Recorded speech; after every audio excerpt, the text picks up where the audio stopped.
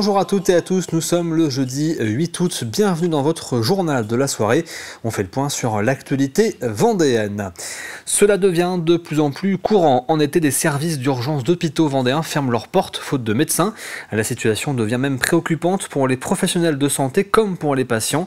Alors comment l'expliquer et comment faire pour pallier à cette problématique?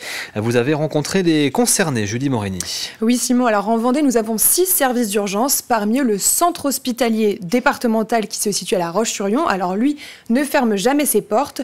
Ceux de Chaland et des Sables-d'Olonne sont maintenus au maximum ouverts. Pour les 3 autres en revanche, donc Fontenay-le-Comte, Luçon et Montaigu-Vendée, ils font face à de nombreuses fermetures ou régulations. C'est d'ailleurs le cas aux urgences de Luçon où l'accueil est suspendu à partir de ce jeudi 16h30 jusqu'à demain vendredi 8h30. À Montaigu-Vendée en revanche, les urgences sont fermées jusqu'au 19 août prochain. Alors qu'est-ce que ça signifie concrètement ? Quand on dit que c'est fermé, c'est qu'il n'y a pas assez de médecins, voire de paramédicaux. Et donc là, on n'accueille plus de patients. Quand c'est régulé, il y a un accueil, il y a une sonnerie, une sonnette à l'entrée, mais les patients sont réorientés en fait vers d'autres structures qui peuvent les accueillir. Il y a le 116 117 ou le 15 hein, avec des centres de soins non programmés, qu'on appelle ça. Il y en a 6 en Vendée, hein, donc essentiellement sur les grandes villes de Vendée. Alors cette situation s'amplifie en période estivale, mais l'ARS a déclaré que des moyens humains supplémentaires ont été mis en place sur Chaland et sur les Sables-d'Olonne. Le CHD, lui, a renforcé sa filière d'aval avec l'ouverture de 44 lits supplémentaires, tous services confondus pour l'été. L'ARS nous a également transmis un chiffre alarmant. En Vendée, il manque 35% de médecins urgentistes, mais c'est bien plus profond car cette situation du service des urgences reflète en réalité la dégradation des hôpitaux publics français. Ce manque de médecins s'explique en partie par le manque de candidats, bien sûr, mais pour l'hôpital, c'est aussi une conséquence de la loi Rist. C'est une limitation de la rémunération, en gros hein, pour simplifier, la rémunération des médecins intérimaires. Et donc, suite à ça, beaucoup de médecins qui sont intérimaires ont fait le choix, très clairement, de ne pas répondre aux sollicitations des hôpitaux publics. Donc là aussi, ça crée un manque de médecins. Quelques solutions sont envisagées par le ministre de la Santé François Braun, notamment celle de développer les IPA, les infirmiers en pratique avancée, c'est-à-dire leur donner plus de responsabilités médicales. C'est le cas par exemple à La Roche-sur-Yon avec l'unité mobile hospitalière paramédicalisée qui peut intervenir sur le département tout l'été. Mais pour les représentants du personnel, ça n'est pas suffisant et ça reste une solution de secours pour pallier au manque, mais cela ne résoudra pas le fond du problème.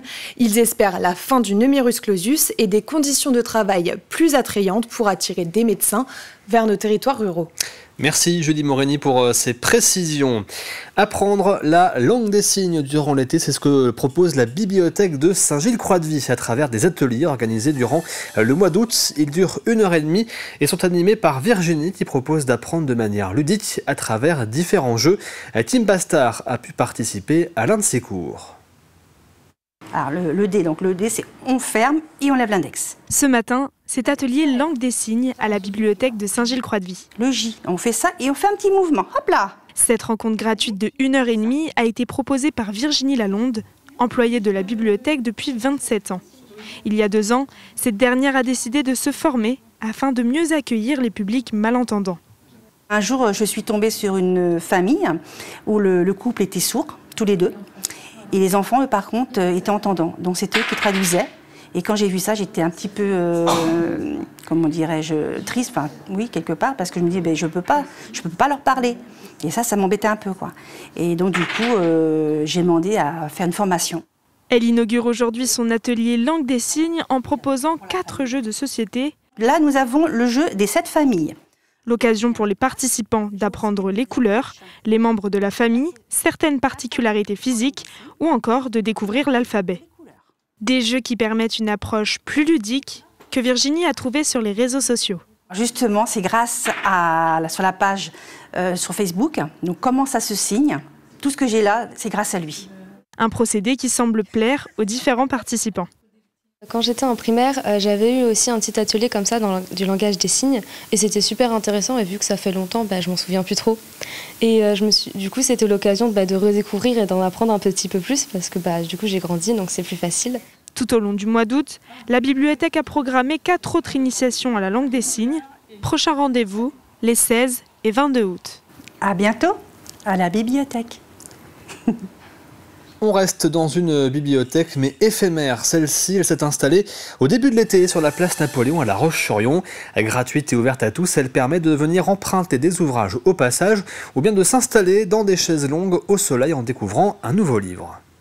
On a des documents qui sont empruntables, c'est les mêmes documents que vous retrouvez à la médiathèque, mais aussi des documents pour lire sur place ou pour jouer sur place. Les gens viennent, s'installent, profitent sur place de ce qu'on leur propose et peuvent repartir avec les documents qui sont empruntables. Profiter de ce bel emplacement sous les arbres et du soleil et en même temps faire découvrir nos structures et nos services à des gens qui n'oseraient pas pousser la porte d'une de nos médiathèques. Adapter des voitures conçues pour le drift pour qu'elles puissent être conduites par des personnes en situation de handicap. C'est l'objectif que s'est fixé l'association JLF Custom Crew et afin de financer ce projet, ils ont organisé le Custom Show. Au programme, concerts, rassemblements de voitures transformées ou non ou encore démonstration de moto-trial.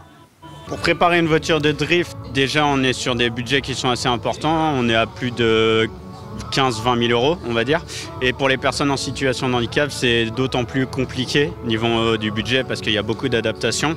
On est plus aux alentours des 30 000 euros. On va être les seuls vraiment à en adapter une, surtout dans le milieu du drift. Après, nous, par la suite, on aimerait bien l'adapter dans d'autres sports automobiles, justement. Donc le rallye, le circuit, tout type de sport automobile. On termine avec votre météo de demain et c'est une nouvelle journée ensoleillée qui nous attend malgré quelques nuages par endroits mais rien de méchant. Demain matin, comptez 17-18 degrés sur le littoral et 15-16 degrés dans les terres.